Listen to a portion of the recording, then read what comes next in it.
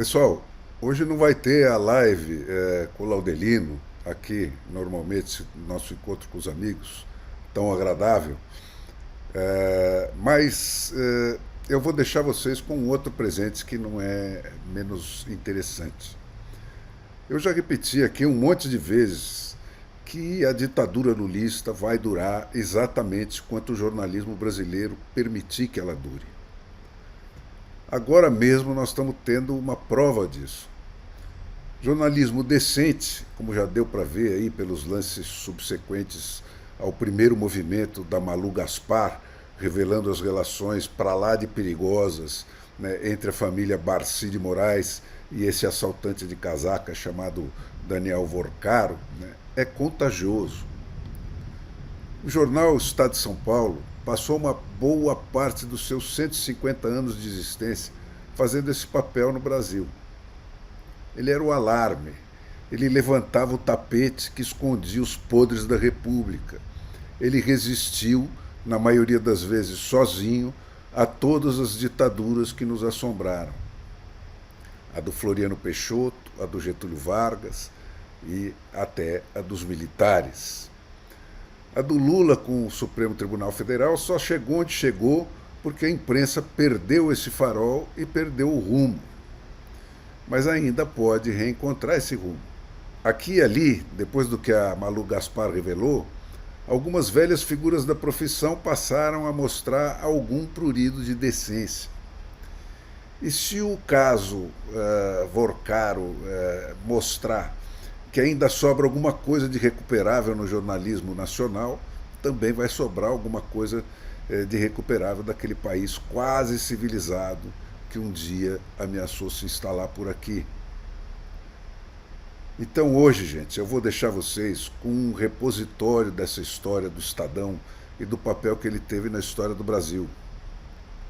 O meu irmão, Rui Mesquita Filho, que é o documentarista da família, está lançando um site dedicado à memória dessa luta Sesc centenária aí do Estadão, contada em boa medida, né, pelo nosso pai. Né?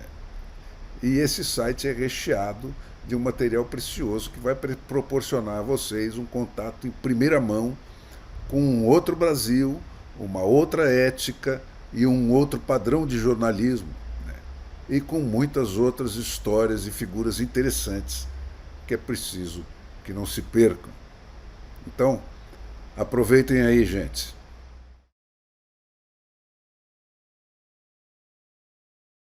Quando Rui Mesquita era um garoto, não havia dúvida sobre o que ele queria ser quando crescesse. Na minha casa, meu pai nunca conversou com os filhos sobre o que normalmente o pai conversa com o filho pequeno.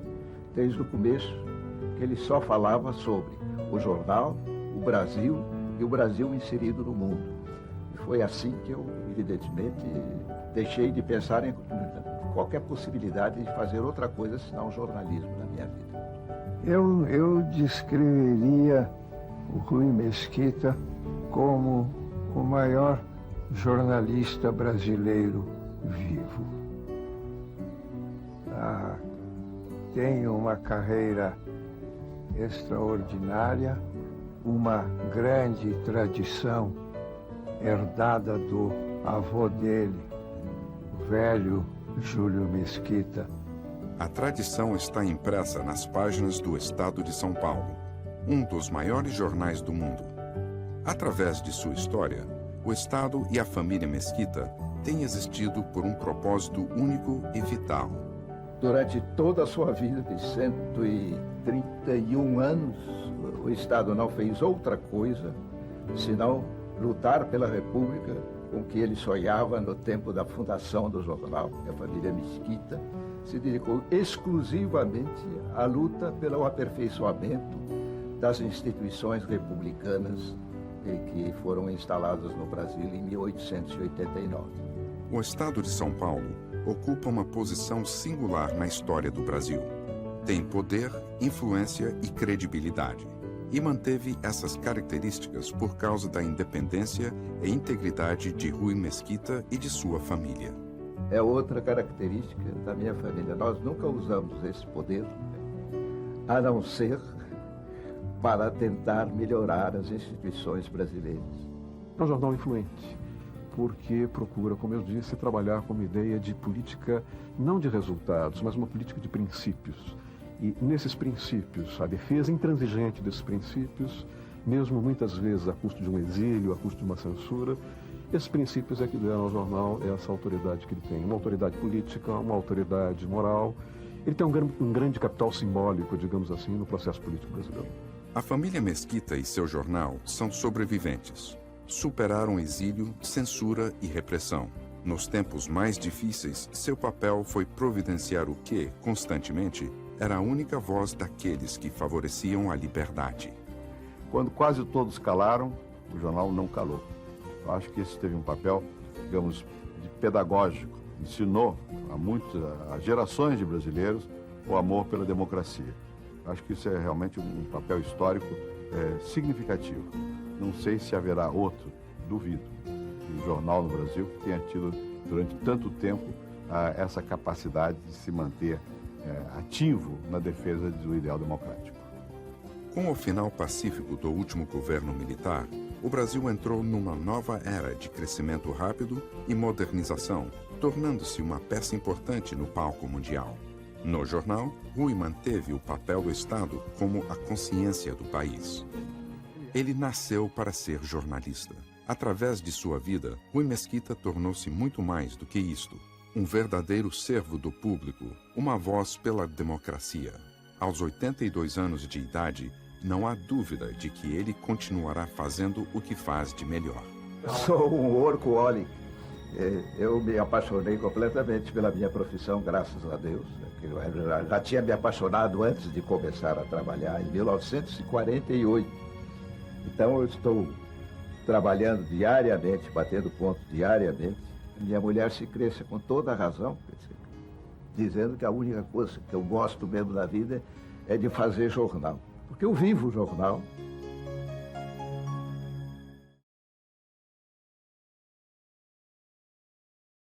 Nove décadas atrás, as notícias da guerra chegavam pingadas em telegramas à redação do jornal O Estado de São Paulo.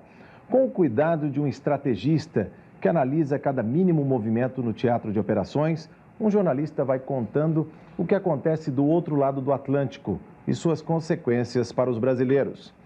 Longe da luta, os artigos ora refletem o otimismo com um conflito que parecia ter um rápido desfecho, ora o contrário, o pessimismo exacerbado com uma guerra total, capaz de fazer ruir todos os progressos que a civilização conquistou ao longo de séculos. Apesar da distância física, a guerra não era apenas entre alemães e franceses. Era a primeira vez que o mundo declarava guerra ao resto do mundo. Júlio Mesquita, de dentro da redação do Estado, percebeu o volume deste conflito, denunciando o uso de modernas técnicas de matar, o emprego da tecnologia. E em meio a tanta ruína e tanta desgraça, foi capaz de descortinar a lógica do conflito, motivado pela ganância. A guerra fez-se para enriquecerem os insaciáveis fornecedores das esquadras e dos exércitos europeus. O idealismo desapareceu da face da terra. Impera em seu lugar, produzindo extermínio, semeando terrores e desgraças, o mais grosseiro materialismo, escreveu Júlio Mesquita no dia 8 de fevereiro de 1915, quando a Primeira Guerra Mundial se arrastava. Parece que faz tanto tempo, mas por que o discurso soa tão atual?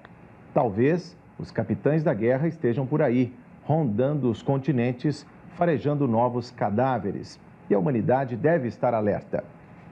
A guerra acaba de ganhar as páginas de um volumoso e ricamente ilustrado livro que o jornalista Rui Mesquita Filho vai apresentar neste Assembleia Documento. Também participam desta apresentação o historiador José Alfredo Vidigal Pontes, consultor-geral da publicação, Marilu Paris, editora executiva da editora Terceiro Nome, e o deputado César Calegari, do PSB, sociólogo e ex-presidente da Fundação para o Desenvolvimento da Educação. Bom, é um projeto ambicioso, né, Rui? São um livro em 4 volumes, um CD-ROM, uma edição eletrônica que já está no portal do Grupo Estado, 3 grandes exposições fotográficas nacionais. A primeira já aconteceu no Sesc Fábrica da Pompeia. Qual foi o maior desafio dessa empreitada, vamos dizer assim? Bom, o maior desafio foi começar, mas nós estávamos fazendo, até o José Alfredo estava participando disso, uma outra pesquisa a respeito do próprio jornal, quando nos deparamos com esse material aí do meu bisavô. E eu sabia que isso tinha sido o trabalho mais importante que ele fez como jornalista, mas eu nunca tinha lido.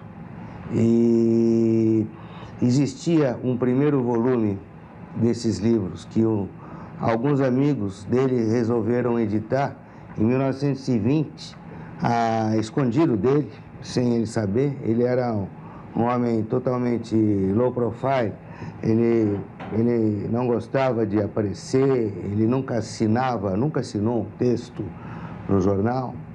E como essa publicação das crônicas dele foi uma coisa absolutamente fora do normal, todo mundo sabia que era ele que escrevia. Então, esse pessoal, em homenagem, resolveu fazer um primeiro volume e na abertura do livro eles diziam que iriam publicar mais 2 ou 3 volumes em seguida. E quando deram a ele esse primeiro volume, ele imediatamente vetou a continuação do projeto e sumiu com a maioria dos livros. Nós tivemos a sorte de encontrar 5 exemplares desse primeiro volume lá na biblioteca do jornal, e eu levei para ler nas minhas férias de fim de ano, no Réveillon de 2000. E já logo no início, no primeiro capítulo, no início da guerra, eu já fiquei completamente fascinado com o que eu estava vendo e imediatamente me convenci que eu tinha que publicar aquilo, mesmo porque não existe uma publicação de época aqui no Brasil sobre a Primeira Guerra Mundial. E não existe nada no mundo feito por um jornalista de época com a abrangência que ele fez. O Gilles Lapouge, que é nosso correspondente na França, que é filho de um combatente da Primeira Guerra Mundial e que tem isso muito presente na mente dele, e foi a primeira pessoa que eu consultei quando eu vi esse material. Mandei um livro para ele ler. Ele imediatamente me respondeu também, fascinado, dizendo o seguinte: Rui, eu nunca vi uma amarração tão completa, porque o seu avô via a guerra de um país distante, seu bisavô, desculpe, de um país distante, mas ele fazia a amarração completa. Ele fazia a guerra da França, da Inglaterra, da Itália, da Rússia, da África do Sul, quer dizer, por aí ele ia. E ele me dizia o seguinte: nunca vi nada igual, porque o jornalista aqui na Europa, ele cobria a guerra da França e só. O outro na Inglaterra e só da Inglaterra, e por aí ia. Quer dizer, esse é um documento muito importante por esse lado também. Aos olhos do Gilles, seria uma releitura da guerra? Uma coisa totalmente diferente do que ele já tinha visto de outras publicações francesas, inglesas? Sem dúvida, sem dúvida. Ele fala daquele célebre caso dos táxis que levaram os soldados para a frente de batalha e ele me dizia: poxa, o Júlio Mesquita não cita esse caso. Então, ele vai para os grandes especialistas, consulta os livros e vê que realmente não fez tanta falta. Quer dizer, não foi tão importante como o fato foi divulgado, o fato dos soldados irem de táxi, porque a maioria deles foram de trens. A França tinha uma linha ferroviária muito boa, então conseguiu botar logo os soldados na frente de batalha, e por aí ia. É muito curioso isso tudo. E vou convidar a Marilu para entrar nessa empreitada. Eu queria que você falasse um pouco do desafio dessa envergadura, resgatar a história, inclusive se vê, quem tiver contato com o livro, quem puder verificar a questão, as fotos, elas são de uma riqueza, quer dizer, como é que é isso? Então, as fotos estavam todas no arquivo do jornal. Sim. A gente reproduziu muita coisa do Le Miroir, do L'Illustration, do London News, mas as fotos estavam lá no jornal. Eu acho que um desafio com as fotos foi achar a costura delas com o texto. Quer dizer, você tem um texto que se esparramou por 920 páginas nos 4 livros. E você fazer ao mesmo tempo uma distribuição cronológica com elas e ao mesmo tempo ir criando narrativas para torná-las interessantes e para que complementassem o texto. Então, pelas fotos a gente enriquece o que o Júlio Mesquita fala, por exemplo, sobre as trincheiras. Era uma guerra de trincheiras, então como era isso? As fotos mostram sobre o uso das máscaras de gás, sobre a aviação, sobre os aviadores. Então, sobre os aviadores, por exemplo, você tem o Roland Garros, que hoje em dia é ligado ao esporte, na verdade era um aviador da Primeira Guerra. Você tem o Fokker, que aperfeiçoa um sistema que o Roland Garros desenvolveu para sincronizar os tiros, né, com a hélice dos aviões. Dos aviões.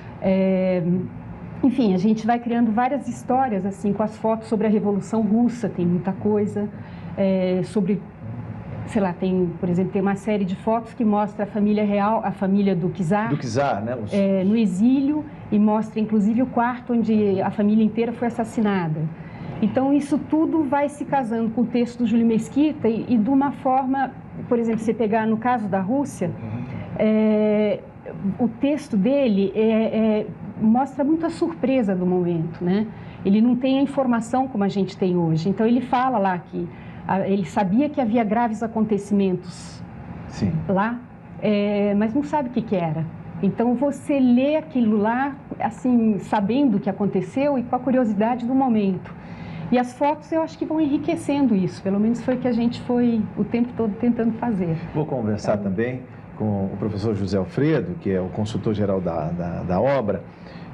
Quando a gente fala em fotos, hoje em dia o jornal tem toda a capacidade de editar uma foto, mas naquela época parece que o jornal saía com muito poucas fotos. Como é que essas fotos chegavam e como elas não estavam necessariamente coladas aos artigos do Júlio Mesquita?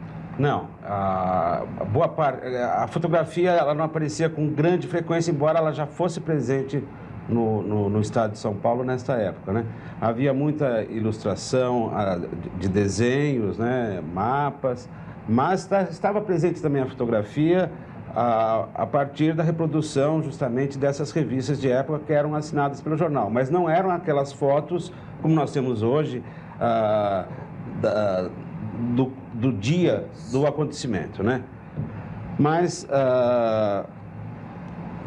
de todo modo, elas já era usual o jornal publicá-las, né? Foto era uma novidade também na guerra? Quer dizer, se registra, por favor, Amélia. Inclusive, o livro tem um texto que é do Napoleão Saboia, que também é correspondente do Estado em Paris, falando sobre esse momento, que é um momento da passagem do desenho para a fotografia.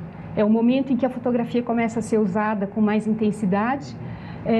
E a gente ilustra esse texto reproduzindo alguns anúncios do Le Miroir que mostram o interesse que havia naquele momento pela fotografia de guerra. Quer dizer, eram anúncios assim, eram concursos de fotografias de guerra. Então a gente reproduziu inclusive uma que é a foto vencedora, que é uma mina explodindo. E parece que ao longo do tempo as pessoas, os franceses, os europeus de maneira geral, eles começaram a criar uma certa aversão à fotografia, porque elas eram horrorosas, né? Eram pessoas mutiladas, feridos, mortos, enfim.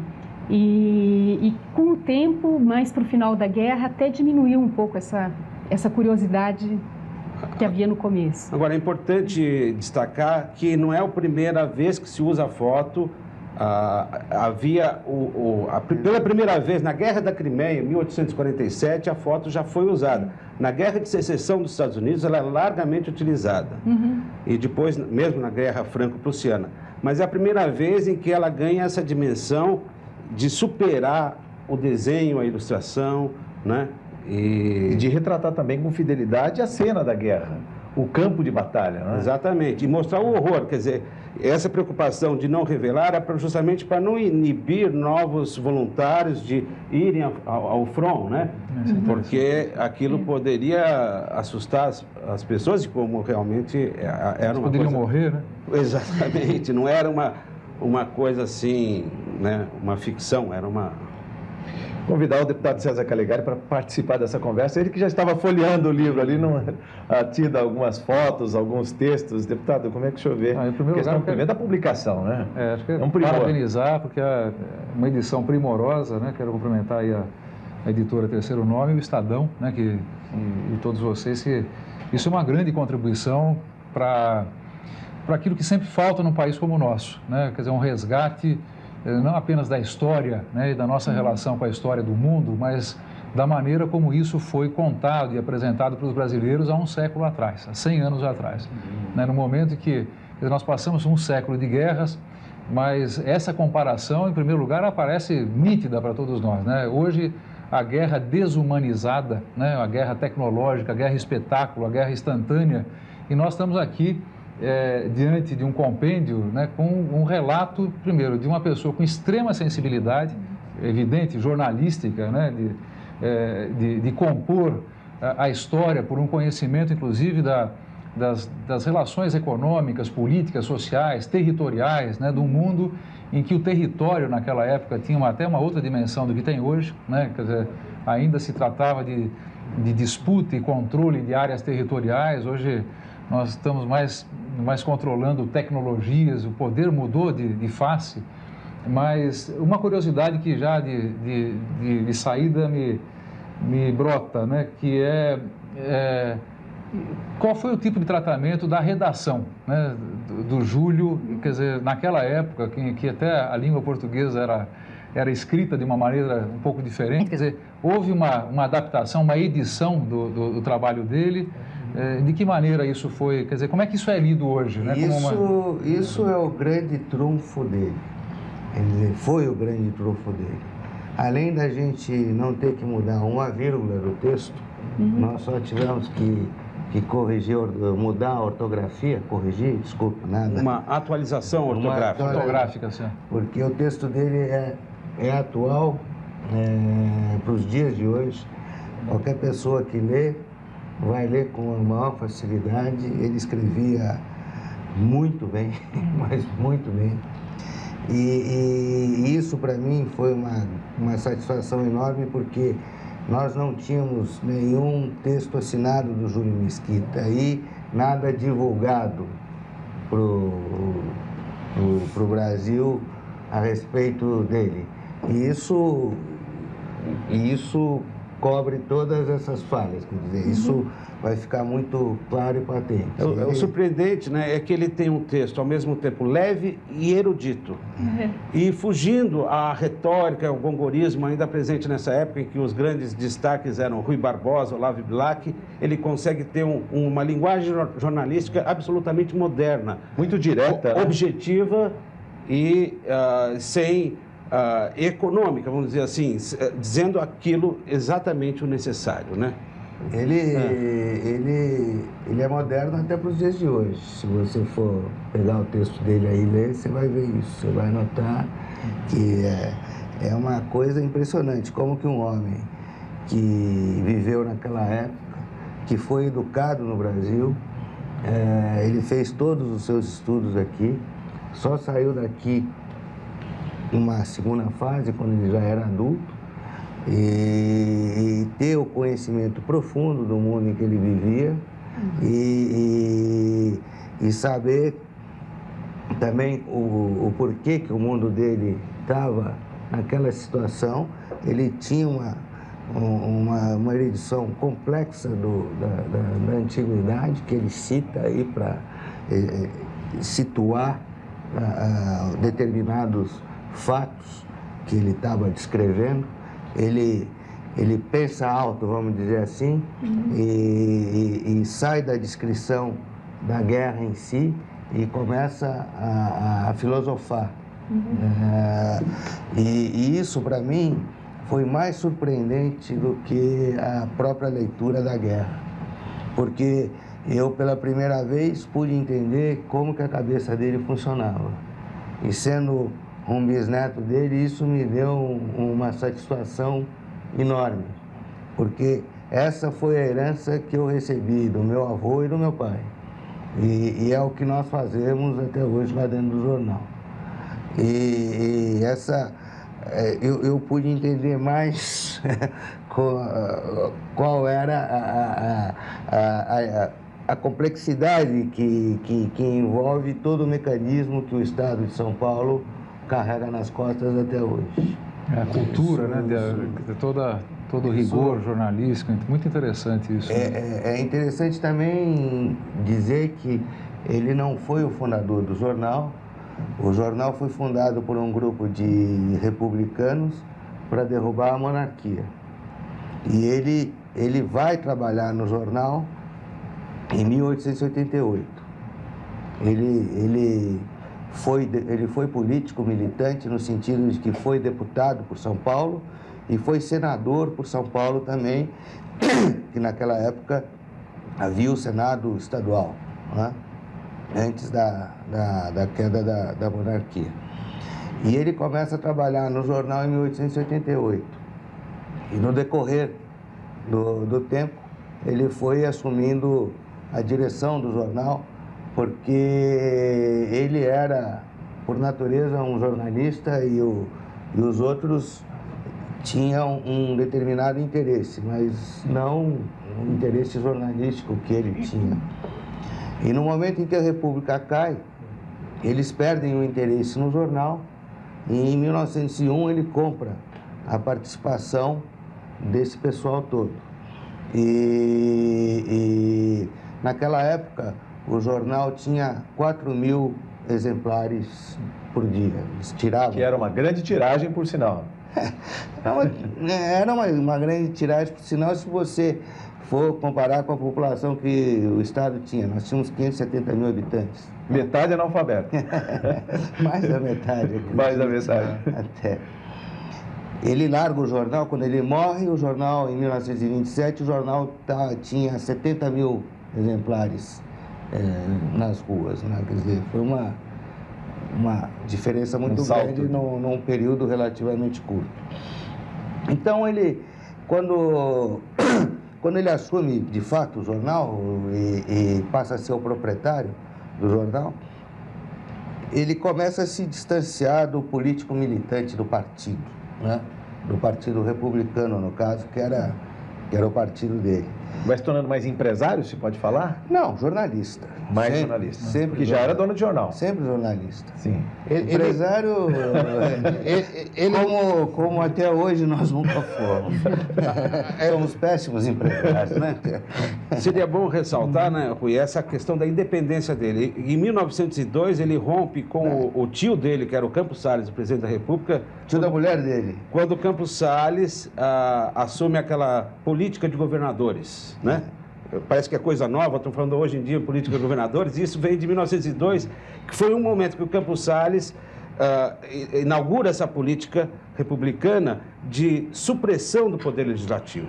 Quer dizer, a política de governadores, na verdade, é um enfraquecimento do poder legislativo e um fortalecimento excessivo do poder executivo. E o Júlio Mesquita se revolta contra isso, e de 1902 a 1930 ele vai ser oposição ao PRP. Isso é que há que destacar, porque há até uma imagem que o Estadão seria o jornal dos cafeicultores, coisa absolutamente equivocada. O Estadão sempre foi crítico ao PRP e é oposição desde 1902, né? Isso é importante. E durante a guerra, outra coisa importante, ele vai até contra seus próprios clientes, né? Porque grande parte dos anunciantes do jornal eram os comerciantes alemães, que eram uma comunidade muito forte em São Paulo, tanto na indústria como no comércio. E ele, ao assumir uma posição pacifista e contra o militarismo alemão, toda aquela cultura prussiana, ele se indispõe com os seus principais anunciantes, na época, a Cervejaria Antártica, a Weissflog, que hoje é a Companhia Melhoramentos, retira os anúncios do jornal por ele ter adotado essa postura, né? Então, a independência dele tem que ser ressaltada, né? Isso A significava naquele instante, quer dizer, nós estávamos até comentando, quer dizer, chegou o momento a quase ir à falência por falta de anunciantes, de condições econômicas para manter uma posição, porque no fundo era uma Porque não uma era posição... só a questão dos anunciantes, você tinha uma grande crise, os seus insumos, o papel e tudo isso estavam com o preço na estratosfera, e ele teve esse problema e ele sabia que ele ia ter, e paciência. Assembleia Documento Especial, hoje apresentando A Guerra 1914-1918 por Júlio Mesquita, uma publicação do Grupo Estado e da editora Terceiro Nome. Uma pergunta, Rui, por que se esperou 87 anos para a publicação do conjunto de uma obra dessa importância? Um documento estava lá esquecido. Eu me pergunto até agora, porque eu tive uma grata surpresa com a curiosidade que se criou em torno do lançamento do livro. Realmente, é uma coisa inexplicável.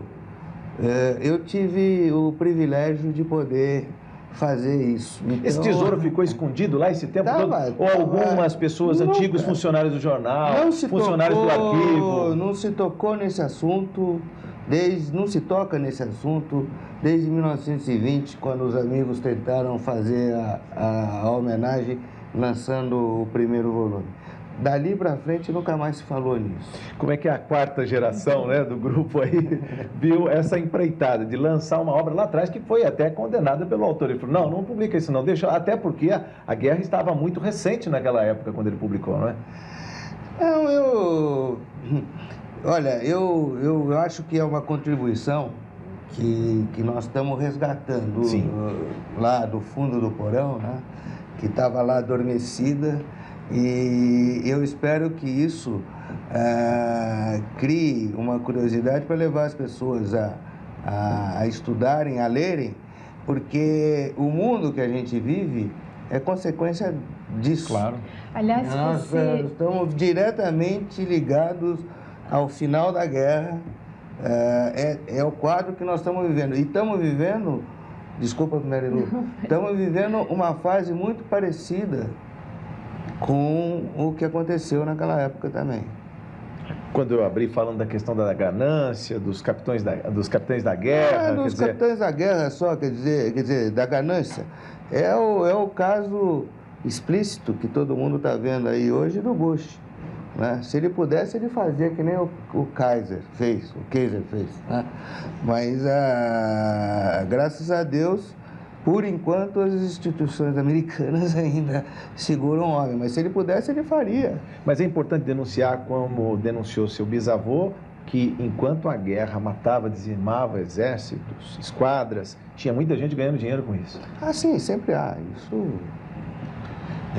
faz parte. Aliás, pode fazer desculpe, fala, Marilu. Tem uma frase dele ali que é uma delícia, que ele fala que metade do ouro do mundo já atravessou o oceano. Isso é verdade, professor? Essa questão quando se fala do embate, porque na verdade se lutava por terra, por regiões, quer dizer, e havia ressentimentos localizados que acabaram atravessando, né? Mas, isso claro, que ficou, foi um acerto de contas a guerra? É o seguinte, quer dizer, a Alemanha vinha desde as últimas décadas do século XIX com um extraordinário avanço na sua industrialização, né? E realmente eles estavam batendo os ingleses em qualidade e preço. E os ingleses fecharam o seu império para os produtos da Alemanha. Quer dizer, do ponto de vista comercial, a Alemanha tinha razão de se inquietar, né? Ela tinha um bom produto a um bom preço, mas não conseguia colocar nos mercados dominados pela França e a Inglaterra. Então, ela queria ocupar um espaço. Bom, na época não havia uma Organização Mundial do Comércio, ou coisas do gênero, para ela, um foro que ela pudesse atuar nesse sentido. E escolheu o pior caminho, né? Vamos dizer assim, porque realmente mas na verdade, há décadas a Alemanha se preparava por uma ação militar, né? Isso fica claríssimo desde a época do Bismarck, né? A Alemanha se prepara objetivamente para ser a maior potência militar do planeta, e o Kaiser, que era uma pessoa extremamente arrogante e autoritária, até muito mais autoritária do que o Bismarck, com quem ele rompe, né? Logo que ele assume, que o pai falece, ele assume o poder, ele cuida de diminuir o poder do Bismarck e até afastá-lo totalmente, né? E realmente isso havia mesmo, né? Quer dizer, era uma disputa comercial, né? Deputado César Calegari, como é que o senhor vê essa questão? Principalmente porque se faz uma guerra em nome da liberdade, em nome do fim de alguns impérios, né? Como é que o senhor vê a capacidade do jornalista em antever, inclusive, tudo que veio depois, os czarismos, franquismos, o nazismo e todos os outros ismos? A primeira coisa que eu não posso deixar aqui de falar é que eu acho que isso é uma obra documento e que deve ser colocada à disposição, por exemplo, das escolas públicas, né, do nosso Estado. Isso é fundamental, né? Ainda mais você sabe, nós temos aqui sempre debatido a grande preocupação que nós sentimos quando as políticas públicas na área educacional acabam desleixando, né, de uma coisa que eu considero obrigatória e necessária, que é a recuperação do fio, né, histórico daquilo que somos, né? Como acaba de ser dito aqui, quer dizer, muito do que nós estamos vivendo hoje, né, não apenas guarda semelhança, mas é resultado direto desses episódios todos. É claro que são guerras diferentes, e muitas guerras, né, aconteceram durante esses últimos 100 anos. E é muito interessante verificar não apenas os relatos, como também nas fotografias, eu estava aqui folheando, que era uma guerra que basicamente era lutada menos por tecnologia e muito mais por pessoas. Tanto é que todos os relatos e as figuras a respeito da chamada trincheira, né, quer dizer, se vivia na trincheira, pessoas viviam na trincheira muitos e muitos meses, se não anos, né? Quer dizer, havia a cultura da trincheira, a arquitetura da própria trincheira, e as pessoas iam para morrer. A verdade é essa. Quer dizer, esse é o relato de que se evitavam fotografias para que não desestimulassem as pessoas, porque iam lá para morrer. Mas morrer aos milhares, a centenas de milhares. E os relatos da Primeira Guerra, quer dizer, dão conta de carnificinas mesmo, porque o sujeito tinha que sair da trincheira e tinha ali alguém a poucos metros que estavam lá para matá-los, né? Então, às vezes saía, quer dizer, é uma situação, por exemplo, né, é o início do uso do avião que estava começando a bater as suas asas, né, naquele momento, como máquina de guerra. E eu vejo aqui algumas ilustrações e outras fotografias de que as pessoas davam tiro de revólver, estavam no avião, mas o avião sequer tinha metralhadora, quer dizer, o sujeito ia com o seu revólver de mão, né, para dar tiro no outro avião ali, né, e lançava bombas com as próprias mãos. Então, quer dizer, toda a relação entre o desenvolvimento da tecnologia, né, que sempre esteve na história da humanidade muito ligada exatamente ao fenômeno da luta, da guerra, né, como isso desenvolveu não apenas a economia, mas a própria tecnologia, eu acho que são relatos fundamentais para que todos nós, né, e sobretudo os estudantes que frequentam as escolas públicas, e faço questão de dizer público, porque isso aqui é material a ser comprado e a ser colocado nas bibliotecas escolares e ser trabalhado também com os professores. Agora, nesse momento em que nós estamos aí vivendo mais uma ameaça de guerra, né, porque você está citando aí o Bush, né, que quer fazer a sua etapa contemporânea de imperialismo exatamente através da guerra, outra guerra, mas a mesma guerra violenta, né, a guerra de conquista que, enfim, nós que somos pacifistas até do ponto de vista ideológico, estamos aí sempre para condenar. Agora, a melhor maneira de você condenar isso é saber a história, e eu, mais uma vez, dou parabéns a essa realização, né, de todos vocês aí. Rui, para você que bebeu na fonte, que leu ali nos originais, como é que foi compilar telegramas? Quer dizer, hoje a gente tem os flashes que chegam pela internet nas agências de notícias. Ali vinham telegramas, algumas vezes semanas depois de atravessar o Atlântico, muitos se perdiam no meio do caminho. Como ele teve a sensibilidade de ir costurando um texto que pudesse retratar com fidelidade, mesmo não estando lá no teatro da guerra? Eu não sei exatamente, mas eu posso te garantir que foi um trabalho de garimpo extremamente penoso, porque ele cita, inclusive nos textos, que ele não podia confiar em qualquer informação que chegava nas suas mãos.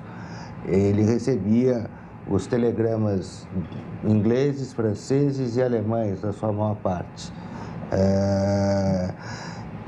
E, além disso, ele se abastecia também com informações dos consulados aqui. E de material impresso que chegava de navio, claro que com grande atraso. E ele costurava isso tudo, e com o conhecimento que ele tinha da guerra e de toda a problemática que estava envolvida, ele desenvolvia um texto, como nós conhecemos hoje, como se fosse uma reportagem. Na verdade, era uma crônica que ele chamava a crônica da guerra daquela semana. E de fato, era uma crônica, mas era não uma crônica como a gente entende hoje. Ele relatava num texto corrido, com começo, meio e fim, lead, né? Tudo, como a gente faz hoje no jornalismo atual, ele fazia naquela época, enquanto todo mundo publicava apenas os telegramas, aleatoriamente. Quer dizer, o telegrama que chegava de Berlim, o telegrama que chegava de Roma, o telegrama que chegava de Londres, eles iam pondo um embaixo do outro, sem ordem cronológica, sem nada. Sem uma crítica, sem nada. E ele não, além da descrição em si, ele abria os seus parênteses, como eu já disse antes, e explicava aquele negócio. Ele conhecia bem a Europa, assim, para ir destacando ele conhecia, sim. Ele, depois de adulto, ele foi muitas vezes para a Europa, chegou a passar temporadas lá até de um ano, porque, inclusive, por questões de saúde, ele era tuberculoso. E foi tuberculoso a vida inteira. Naquela época, a tuberculose era um flagelo mundial, né? E ele, além de ser um tuberculoso, ele era um fumante inveterado, ele não parou de fumar até morrer. E então ele tinha que, de vez em quando, ele tinha que se tratar lá, porque não existia tratamento aqui no Brasil. Aí ele chegou a ficar lá um ano, coisas assim desse tipo. Assembleia Documento Especial, falando sobre a Guerra por Júlio Mesquita, 1914-1918, uma publicação do Grupo Estado e da editora Terceiro Nome. Eu queria falar também com o professor José Vidigal sobre a questão dos filtros. Uma guerra geralmente é feita de informação e contra-informação. Como é que o jornalista é capaz de receber esses telegramas, articular um texto e colocar e publicar, mesmo sabendo, mesmo estando distante, mas sabendo que aqui alemães, franceses e muitos interesses conviviam aqui dentro do Brasil? Justamente essa é a genialidade do Júlio Mesquita, porque ele, como o Rui ressaltou, ele não era apenas uma pessoa que transcrevia os telegramas recebidos, ele fazia a crítica e reinterpretava isso a partir, é claro, de um grande embasamento que ele tinha da geopolítica europeia, de história, porque no texto, para quem ler o livro vai notar que ele dá verdadeiras aulas de história, ele remonta às guerras napoleônicas, a guerra franco-prussiana, ele tem um profundo conhecimento da realidade europeia, né?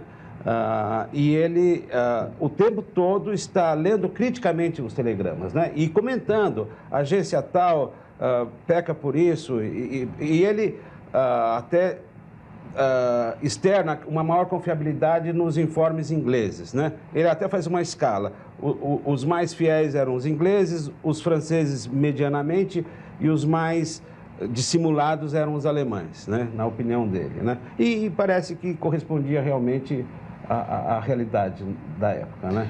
Merilu, como é tratar esses documentos históricos de uma guerra que parece estar tão distante dessa juventude de hoje, que vai à internet, acessa, põe lá num portal de busca, Primeira Guerra, e vem algumas informações. Como é que é ter toda essa documentação à mão e tornar isso também palatável para essa criançada que já cultua aí o computador, a internet, não só o livro para os que gostam de ler, né?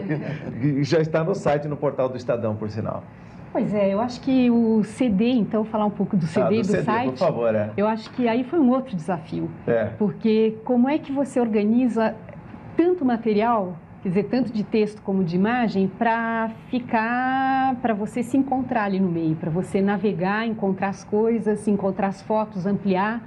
E o CD tem, eu acho que um desenho muito bonito, que eu acho que ele tem uma linguagem que combina com a do texto, com a do livro. embora tenham sido feitos separadamente. Quer dizer, o livro tem um projeto gráfico da Diana Mindlin, que eu acho que é isso que você está vendo aí, e o CD foi desenvolvido pela Tempo Design e desenho gráfico do Arthur Lescher e do Ricardo Van Steen. Sim. E eles fizeram uma divisão ali dentro, que fala do autor, fala da guerra, fala do projeto e fala dos boletins, de uma forma super ágil, que eu acho que a meninada consegue se divertir bastante, né? Rui, já está no portal do Estadão também, né? Toda essa edição eletrônica, se pode falar. Na íntegra. Na íntegra. Na íntegra, é. Ô Jorge, eu só gostaria de ressaltar uma coisa, a colaboração valiosa de um comentarista especialista em história militar, que é o Fortunato Pastore, que infelizmente não pôde estar presente aqui hoje. Ele é professor de História na Escola de Cadetes do Exército em Campinas e doutorando em História pela USP, e que nos deu uma valiosa colaboração, porque em cada volume ele dá uma contextualização dos boletins do Júlio Mesquita, né? Sobre cada ano da guerra. Sobre cada ano da guerra. Cada livro tem um texto dele falando daquele ano específico. Alguém mais participou da produção do livro também? Você estava falando das pessoas da editora? Em termos de textos, tem... O texto é original, né, Rui? É não, o mesmo ou ainda foi elaborado e atualizado? O texto dele ninguém mexeu. Não, nós acrescentamos alguns textos.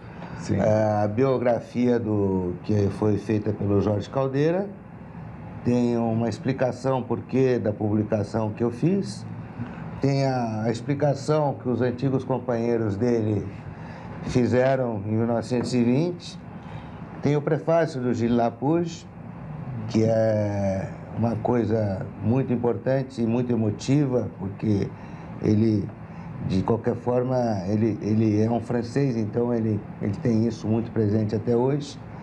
E tem o texto também do Napoleão Saboia sobre a fotografia, a história da fotografia na Primeira Guerra Mundial. E tem o texto do José Alfredo sobre a questão da paz. Da questão da paz. Isso. E do Buarque. Do Antônio Buarque Ferreira, que fez as legendas. Quer dizer, essa reflexão sobre a guerra é válida em todo o tempo? A gente está falando de um documento que já tem 80 anos, né? Pois é, eu acho que uma coisa surpreendente lendo os textos é você enxergar a Segunda Guerra Mundial ao ler sobre a Primeira. Pois é. Está anunciada, exato. E o Júlio Mesquita prevê isso. Quer dizer, ele fala, se não houver se não for bem tratado o final da guerra, ela vai continuar como continuou. Mesmo para desgosto dos alemães radicados aqui no Brasil, ele já antevia a derrota dos alemães e o crescimento do militarismo, que ele era tão contrário, né? Que acabou desaguando no nazismo, né? Isso ele foi capaz de antever. Ele anteviu a Revolução Russa.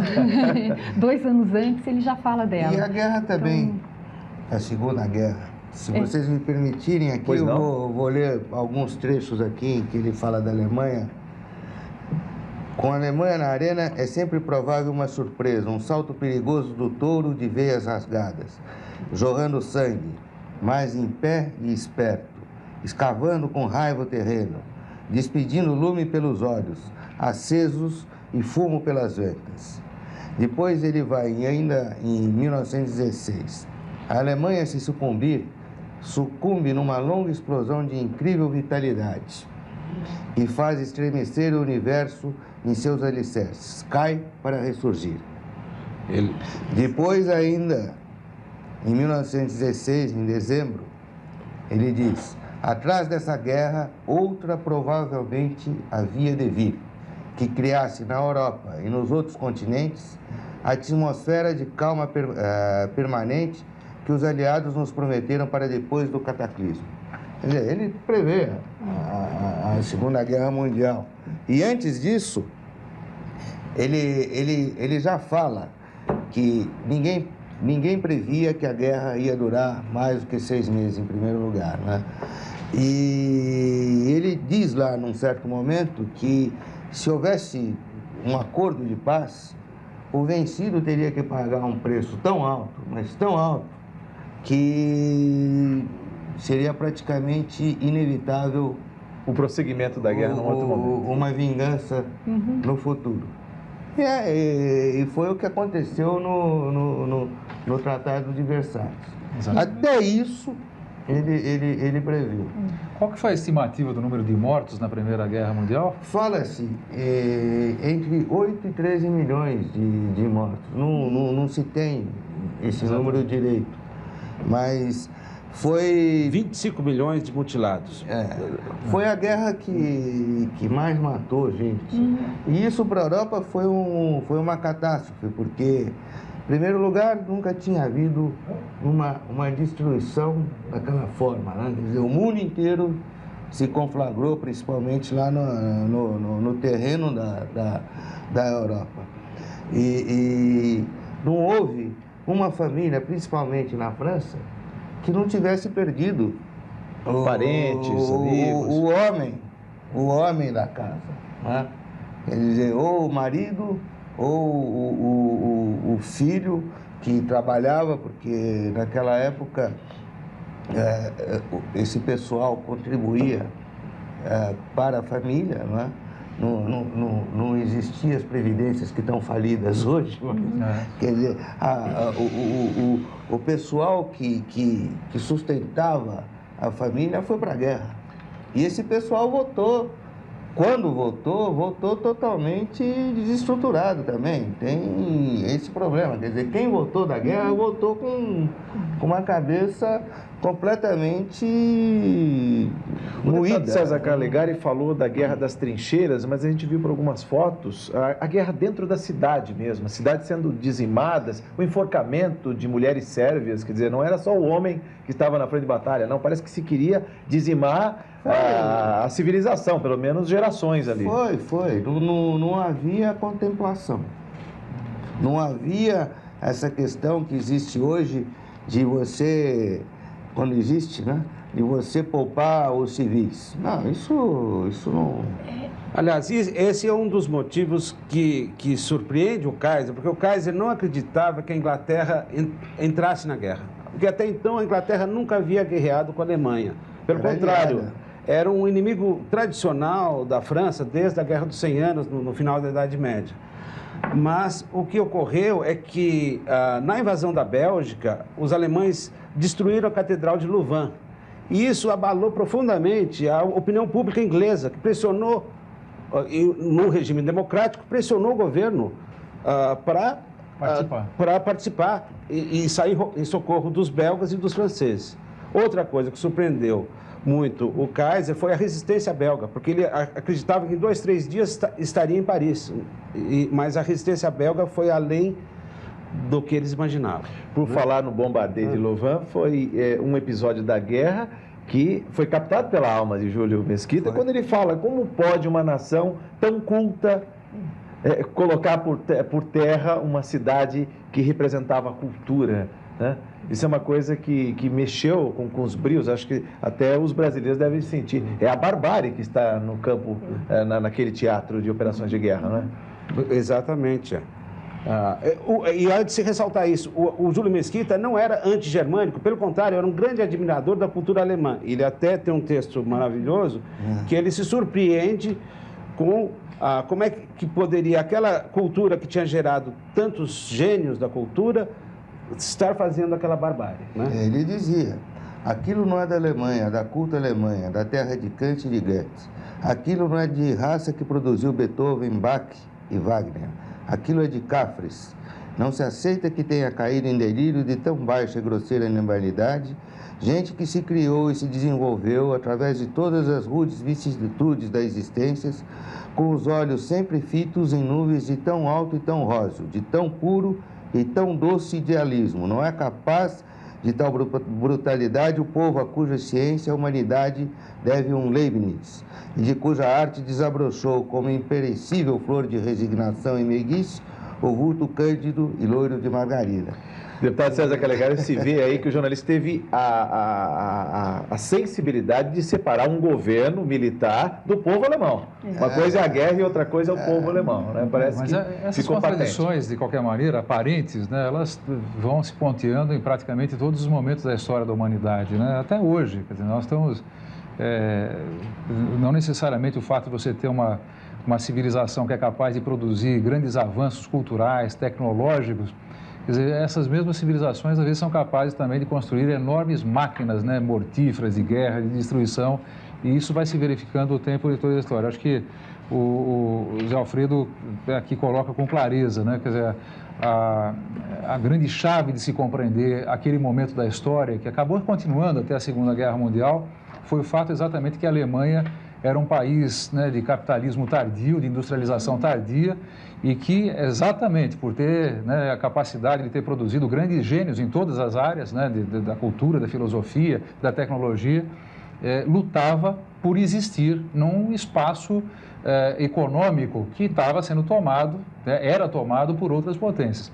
Ainda hoje isso é assim, né? Nós estamos falando do quê? Né? Quando nós verificamos, por exemplo, a insistência de um país como os Estados Unidos de querer controlar, né, e querer, né, especificamente criar álibis para destruir o Iraque, né, que não por acaso é exatamente uma das áreas, né, de um produto que é o petróleo, que está se esgotando, né, no território norte-americano. Isso entre outros fatores, né? A questão territorial hoje mudou muito daquela concepção de um século atrás. Mas, de qualquer maneira, é sempre surpreendente, por isso acho que a grande oportunidade dessa edição, desse trabalho, de nós fazermos uma reflexão de que os fatos que hoje com os quais nós nos deparamos, eles sempre têm raízes, né? Sempre têm raízes. Quer dizer, olhar para trás, né, na história é também a nossa capacidade de reconhecer as possibilidades do futuro.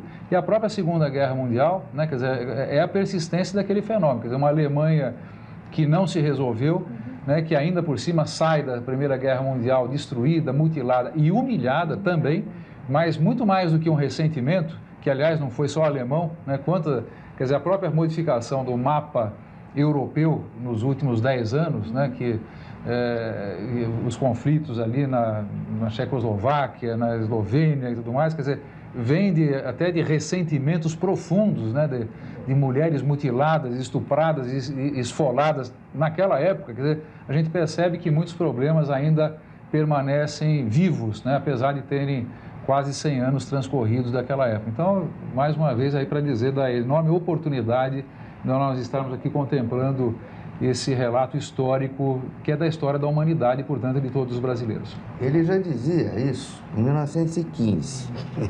Apesar de todos os espantosos progressos da odiosa e repugnante arte de matar por atacado, o primeiro, o mais poderoso instrumento de guerra, continua e continuará a ser o homem.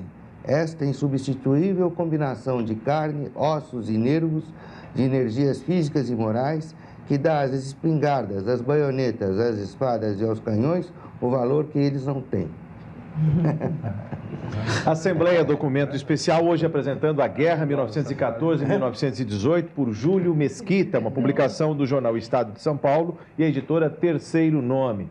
Rui, como disse Gilles Lepouge na introdução, o correspondente do jornal em Paris, cada jornalista trata a sua guerra. Como o seu bisavô não ousou tomar partido de um dos lados beligerantes. Não, ele tomou. Tomou partido? Tomou, claro.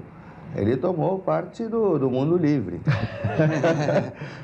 Mesmo temendo, porque ele não sabia o resultado, o desfecho, quer dizer... Não, no começo, inclusive, a Alemanha pintou como a vencedora. Era ela que estava preparada para a guerra, ela que invadiu, ela que começou, né?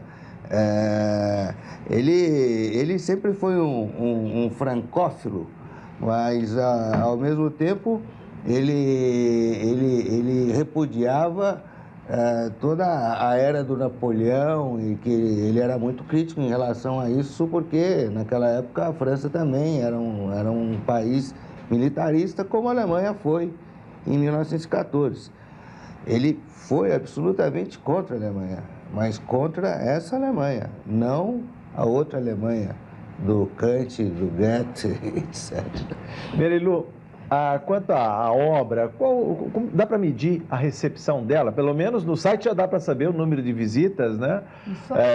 As vendas de CD-ROMs, dos livros e a visita também à mostra fotográfica que vai ganhar o país. Aí. Então, bom, no site acho que ainda não dá para saber porque foi ao ar ontem e eu acho que ainda não tem aquele... Você pode até dar o endereço, do Estadão. O endereço é o portal do Estadão, www.estadão.com.br. Estadão, sem acento. Sentiu.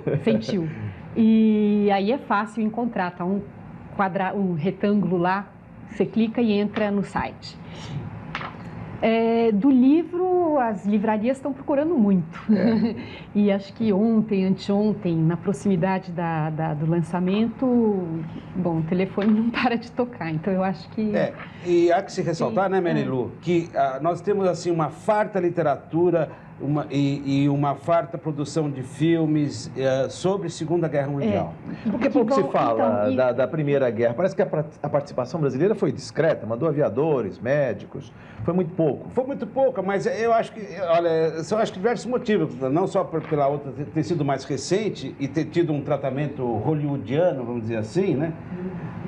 Eu acho que em parte é por isso mesmo, que existe uma indústria interessada e também pelo fato dela ser mais recente.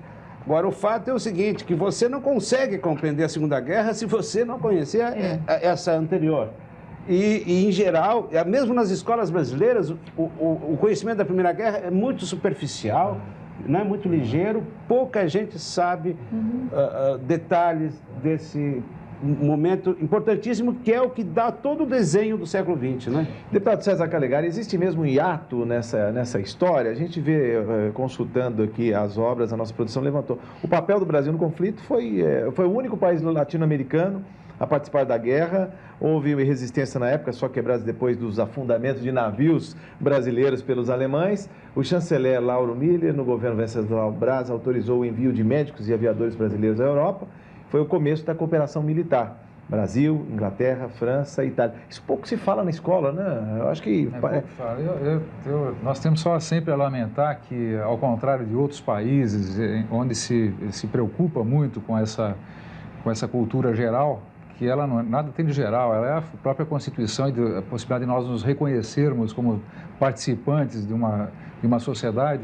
Aqui mesmo em São Paulo nós temos reduzido aulas de história, né, de uma maneira drástica, quer dizer, faltam livros, faltam materiais, portanto tem que saudar a presença dessas alternativas. Agora eu queria aproveitar aí a oportunidade e também dizer o seguinte, é evidente, é uma obra muito bem posta, pesquisa cuidadosa, texto bem tratado, quer dizer, é uma publicação cara, né? E eu percebo que uma parte dos custos dessa publicação foi ajudada pela Lei de Incentivo à Cultura. Eu queria até me dirigir a você, Marília, como editora. Quer dizer, é fundamental para a edição de uma obra dessa natureza a existência de mecanismos de incentivo à cultura, quer dizer, patrocínio cultural, aporte de empresas privadas ou públicas ou estatais para ajudar a que um trabalho como esse seja viabilizado? É fundamental. Eu acho que sem patrocínio você não consegue fazer uma obra dessas. Eu acho que se você fosse só imprimir o livro, só fazer o fotolito e a impressão, o preço dele seria muito maior do que é. Quer dizer, sem nem incluir nada da preparação, nada da pesquisa, nada das fotografias, você não consegue fazer sem um patrocínio.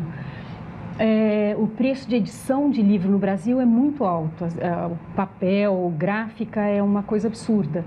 E mesmo que você faça um livro só de texto, num papel mais simples, impresso em uma cor, se você não tiver mais ou menos garantida uma certa venda do livro, você corre o risco de ter um grande prejuízo. E nesse caso, foi fácil ou foi difícil captar esses patrocinadores para ajudar a edição? Aí eu acho que o Isidro pode falar melhor que eu. Olha, vamos aproveitar já fazendo as considerações finais, que o programa está chegando ao final. Eu gostaria já pedindo para fechar a guerra. Vamos aproveitar e contar. Não foi difícil, graças a Deus. Eu consegui 4 patrocínios rapidamente e viabilizou. Nós estávamos pensando até em 5 patrocínios. E com 4 deu para, quer dizer, nós Pensávamos até em mais um pouco de dinheiro, mas com 4 foi o suficiente. Eu posso até te dizer quanto que custou. Custou R$270 mil para cada patrocinador. Certo? Deputado César Calegari, por favor, só fechando as considerações finais, uns 15, 20 segundos, por favor. Não, eu apenas quero dizer que estou muito satisfeito. Enfim, eu estava aguardando a oportunidade de ter acesso. É óbvio que nós estávamos verificando mais as notícias pelo jornal, né, do lançamento. Estive lá no Sesc Pompeia, no lançamento. Esteve lá até o governador do estado, a prefeita da capital. E eu quero parabenizar. E mais uma vez aqui dizer o seguinte, é uma obra necessária, particularmente para aqueles que se preocupam, né, com a educação dos jovens e, enfim, todos devem, quer dizer, é um livro para ter em casa e principalmente uma obra para ter nas escolas. Isso é fundamental. Isso, desculpe te interromper, mas tá disponibilizado no site do jornal de graça. Isso é importante. Agora... E nós vamos fazer um esforço tremendo para divulgar via CD. Infelizmente, não são todas as escolas que têm o equipamento que viabilize para que os alunos possam... Não, e as bibliotecas públicas receberão o livro gratuitamente. Todas as principais bibliotecas públicas do estado de São Paulo terão o livro nas suas estantes. Marilu, suas considerações finais, 15 segundos para fechar, por favor. Eu acho que a riqueza desse material é incrível. Eu acho que esse jornalismo informativo, reflexivo, opinativo, esse olhar do Brasil sobre um conflito mundial é do maior interesse para a gente compreender o nosso país mesmo. Então, Doutor José Alfredo, uma aula de história. Uma aula de história e, mais importante que isso, eu acho, é um discurso pela paz, esse livro, porque ele mostra o horror da guerra. Ele em nenhum momento procura enaltecer a guerra, muito pelo contrário, e principalmente nesse momento crucial que a gente está vivendo com essa mobilização militarista na potência mais rica do mundo, né? Rui Mesquita Filho, 30 segundos para suas considerações finais. Fechando.